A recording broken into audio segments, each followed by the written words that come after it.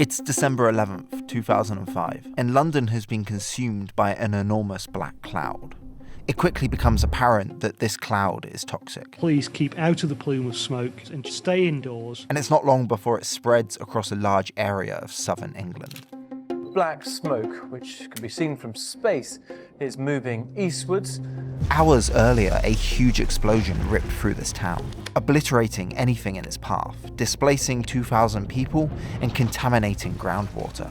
There was a massive orange glow. It felt very apocalyptic. By midday on that Sunday, central London, it was completely dark. Oh yeah, if we were stood here, we would have been dead. This is possibly the largest incident of this kind in peacetime Europe. But 20 years on, this disaster has somehow faded from memory, but the danger hasn't. So I spent months speaking to the people who were directly involved, piecing together a timeline so I can show you how this unfolded and whether it could really happen again.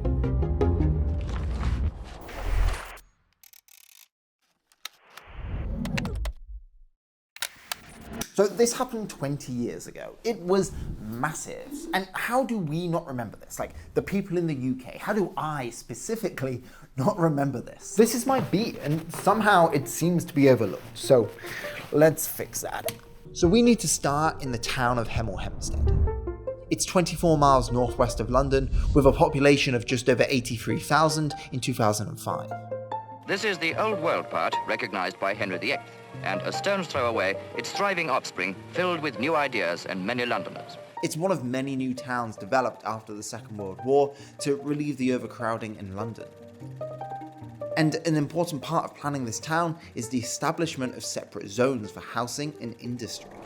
On this map from 1958, you can see the residential area sits apart from the industrial estate in the northeast corner. Over the next decade, both zones grow. The M1 motorway cuts parallel to the industrial estate, and more warehouses, factories, and offices start popping up.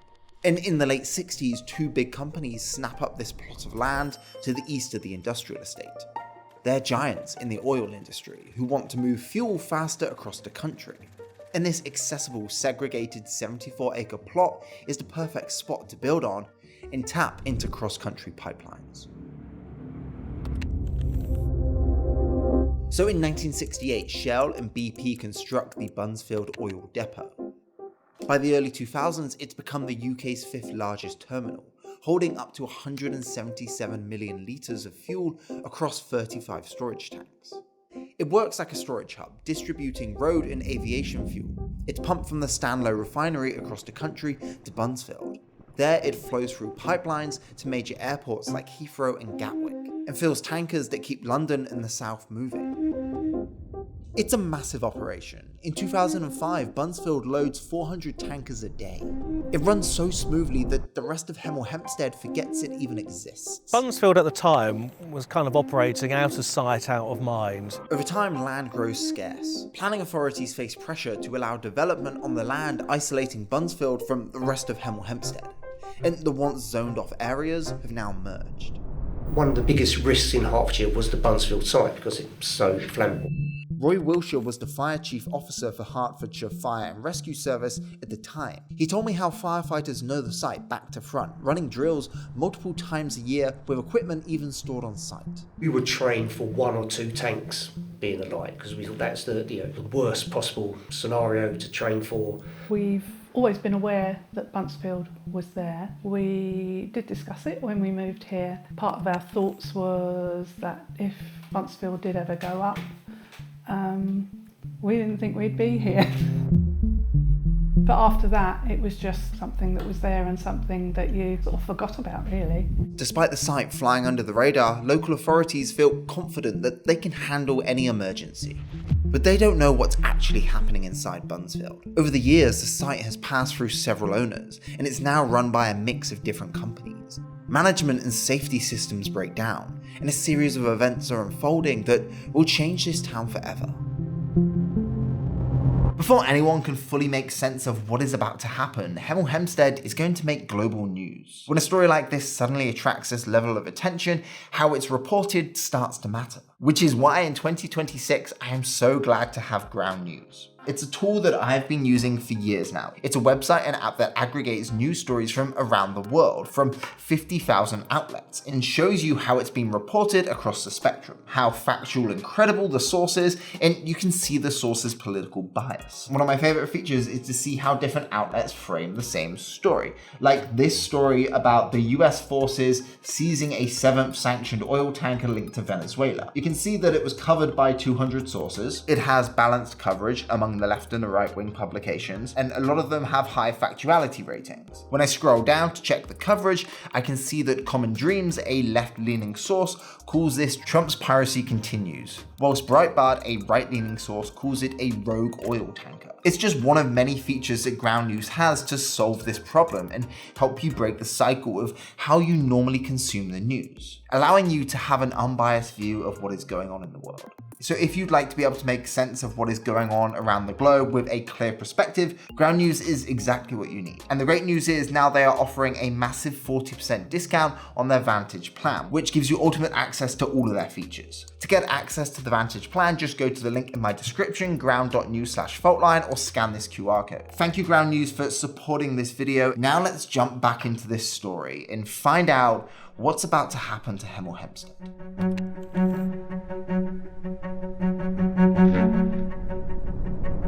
It's the early hours of December 11th, 2005. Most of Hemel Hempstead is asleep, but across town there's a ticking time bomb.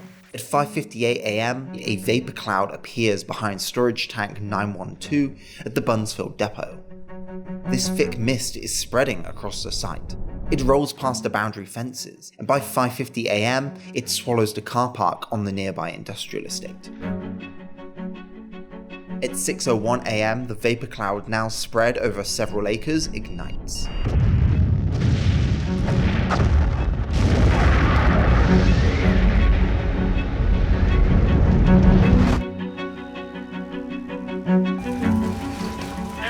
I'm sure you've had lots of calls about this already, but I'm phoning to say that there's been an explosion on Woodall Farm. Yeah, do you know what it is? No, it's blown all our windows out. Right, okay. It's the most terrific explosion I've ever seen, and I can still see a ball of fire. We initially thought it was a plane crash. A massive bang. Opened my eyes, basically saw the curtains blow up into the air. Just looked up, put the light on, just glass absolutely everywhere, all over the whole room. I came downstairs and found my front door here lying on the stairs. I had a very young daughter. She was less than 2 months old at the time. So I was sat downstairs feeding my daughter and felt this enormous kind of shuddering in the house. Sunday morning, a few minutes past 6, where I got a phone call. And I was woken with the words, "Governor Bunsfield's alight." Thousands of residents step outside to see what damage has been done to their homes. The explosion is heard across London. I actually can just tell you that I heard a very, very large explosion just behind me a few seconds ago. And up to 40 miles away, people are reporting that they felt it in the Netherlands. But at this point, the public has no idea of what's happened, except for a massive fireball now dancing above Hemel Hempstead. It was like moths to a flame. You know, people were just wandering towards it. We're right next to it. We're the closest anyone is.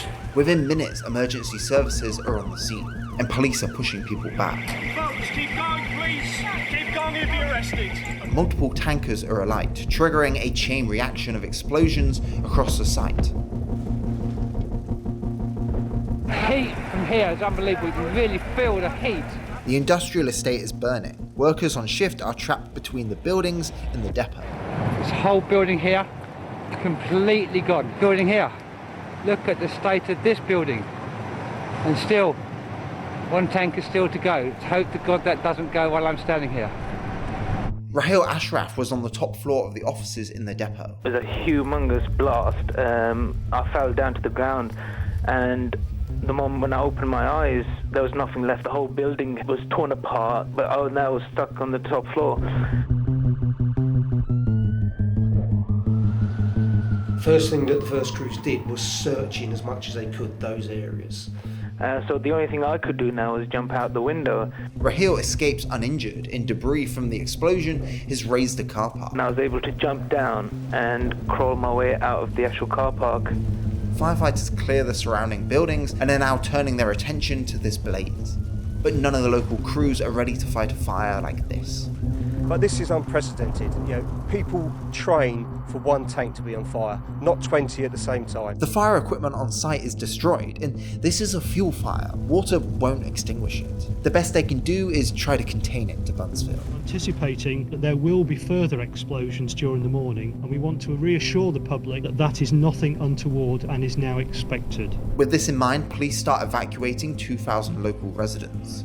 Evacuation centres are set up, shops and schools shut, part of the M1 and other motorways close, and the national media descends on Hemel Hempstead. There's just one story dominating our news coverage this afternoon. A series of massive explosions at an oil depot in Hertfordshire. Eric Johnson is one of the first journalists on the scene. Got in the car, straight up here, then I was just faced with this massive column of smoke. It was so big, you could see it from space. And the smell, it was really acrid. I remember blowing my nose and it was just black. You just breathed all this sooty, tarry, oily smell in. You could taste the fuel at the back of your throat. It was really quite strong. It's midday. The fire has been burning for hours and the wind is shifting, pushing the smoke cloud towards France. Part of our consideration was whether we let it burn out. We've got it contained, but the smoke plume was immense. They figure if they leave it, it'll burn out in maybe a week. But what does that mean for the town and anyone beneath this cloud? The world is now watching, and political pressure mounts to stop it spreading into mainland Europe. And to be perfectly honest, professional pride, watching a fire like that just burn for days is not. So we started to formulate a plan. They decide to attack it with foam concentrate. There was about 20,000 litres of foam concentrate on site already. Okay, so we know that water won't cut it. The fuel floats and just keeps burning. But the foam, though, cuts off the oxygen. But you need enough foam to keep that going, because if you stop that attack at any time before you've done the whole site, then it will just reignite. The 20,000 litres on site, though, isn't enough. They're going to need an extra 730,000 litres before they can attack this fire. This is now a major incident. A command structure runs all the way up to Roy in Gold Command. At the same time, air quality monitoring by the Environment and Health Protection Agencies showed that the smoke is rising high and dispersing, meaning that ground level exposure is unlikely to pose any serious risk to the wider public.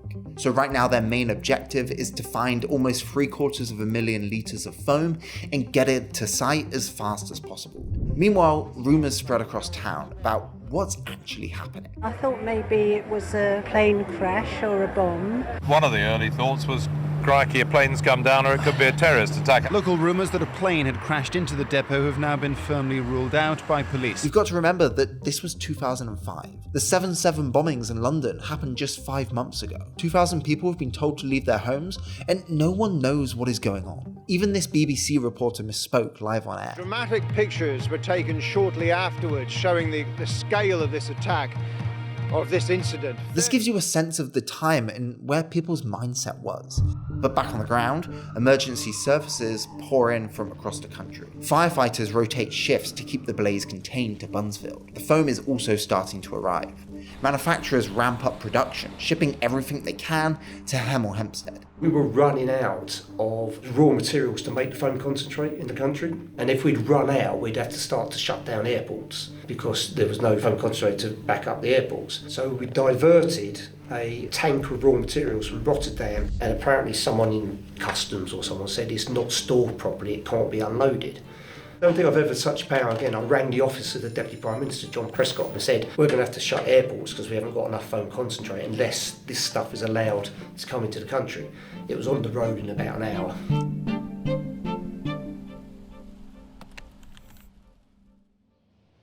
It's Monday morning, December 12th. The fire has been raging for over 24 hours. Emergency hoses and high-pressure pumps now line the roads surrounding Buncefield.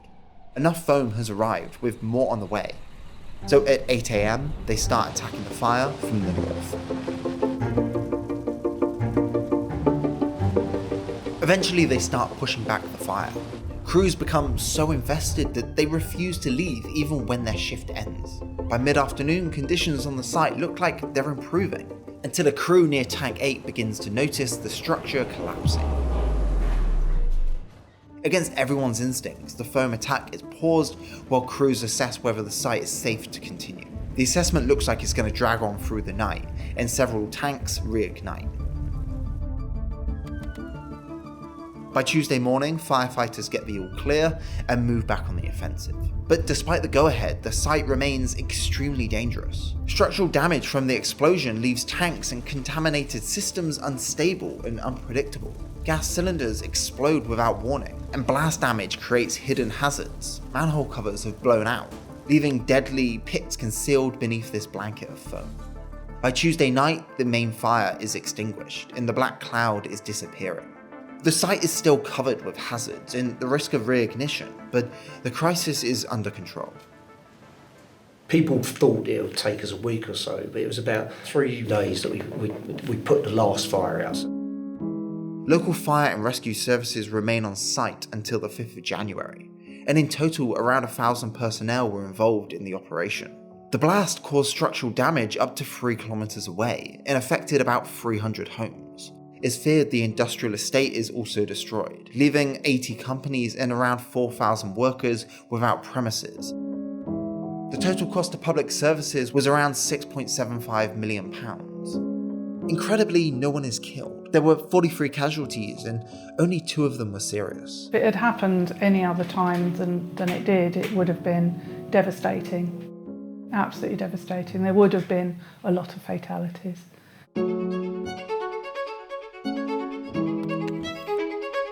So in the immediate aftermath, people started looking into what the hell happened. We had people on site straight away, start gathering evidence that we could see to find out what had happened. Rob Argent lived in Hemel Hempstead and works for the Environment Agency. As soon as he felt the explosion and figured out where it had come from, he knew the agency would have people on site. And also to oversee the clean-up to make sure that, good decisions were made in a timely manner, really, to put the site into the safest position it could be. In the following months, an official investigation is carried out by the Health and Safety Executive in the Environment Agency. It becomes one of the most complicated and lengthy investigations of its kind in the UK.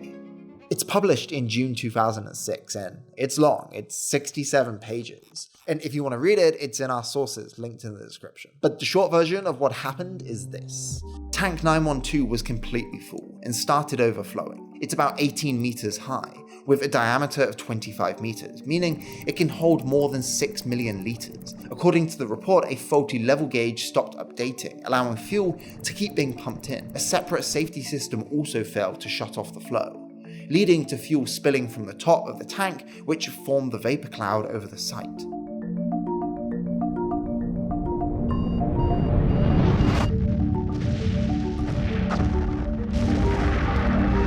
The precise ignition source was never identified, but it could have been several things, like a vehicle engine or exhaust. So there were lots of failings that were identified in our investigations. Any one of those that hadn't occurred could have prevented Buncefield from ever happening at all. Now 5 companies have been ordered to pay fines and costs of almost £10 million for failing to make the Buncefield oil depot safe, putting people at risk and polluting the environment. This verdict comes 5 years later in 2010, while more than 100 affected families are still fighting for compensation. So the industry should be in no doubt. We'll always seek to prosecute those who put lives at risk and cause serious pollution. But for some residents, these fines seem minuscule. At first blush, those are pretty big numbers, but what you have got to do is compare those figures with the fact that Total, in the first 3 months of this year, had profits of £2 billion. Now, these guys burn billions of petrodollars before you and I have breakfast. It's loose change. It's a disappointingly small fine. It's hard to quantify the total scale of the disaster, but many lost their livelihoods, and groundwater beneath the site was contaminated by fuel and firefighting runoff, leading to years of monitoring and cleanup. As the town recovers and these fines are handed out, Total, who paid £6.5 million, were given the green light to rebuild. 20 years on, the site is back in operation. The event has faded from memory, but the threat of something like this happening again remains.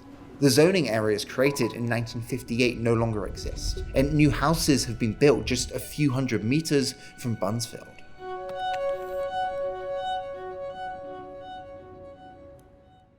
I mean, all of this has been completely redeveloped. You can tell by the tarmac it's all new.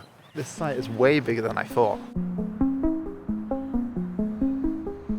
These are the type of tankers that would have exploded. I mean, these ones look absolutely battered. You can see how big they are. They are ridiculously big.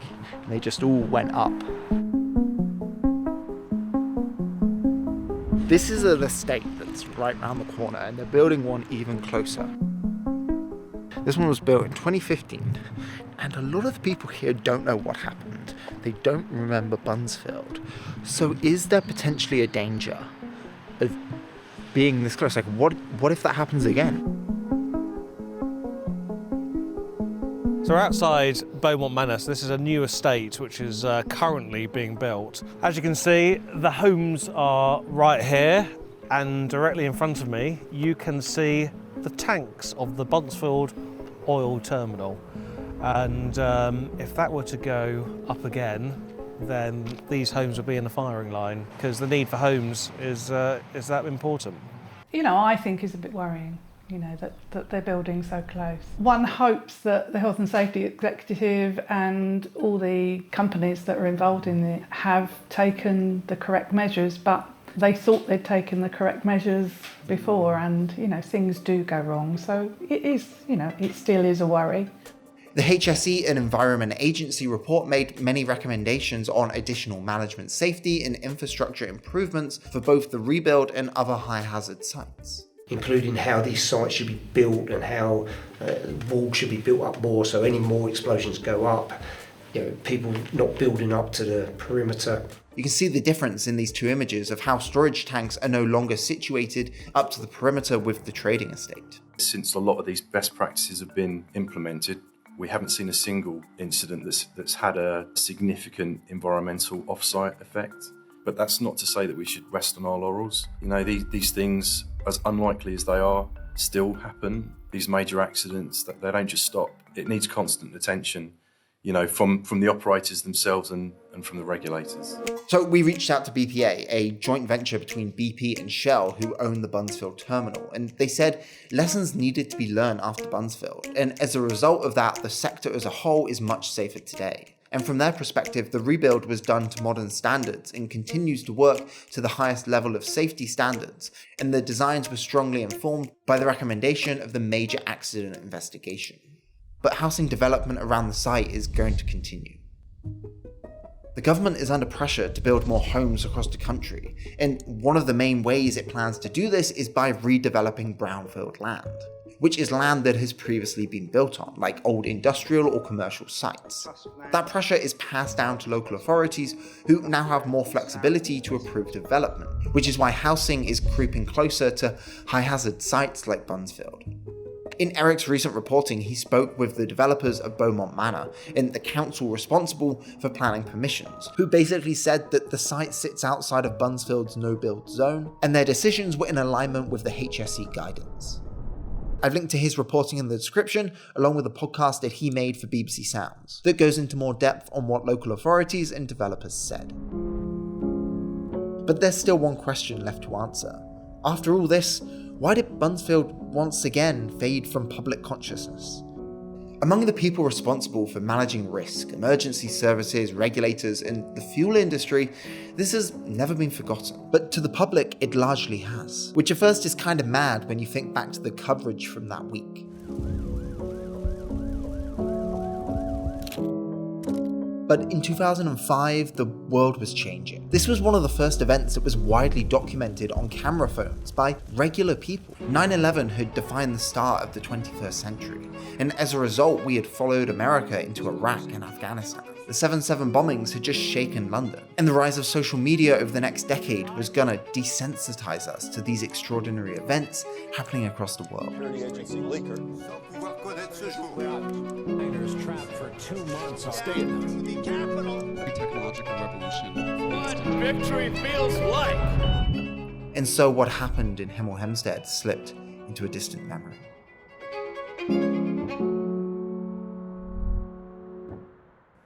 Oh yeah, one more thing. You may have noticed the new studio. If you're curious to see a full behind-the-scenes tour of this studio and how it operates, you can check it out on Patreon. You'll also get access to director commentaries for all our videos, early updates on what's coming up with Faultline, and more. And you can find all of that at patreon.com/Faultline. Okay, thank you for watching and being part of this, and I'll see you soon.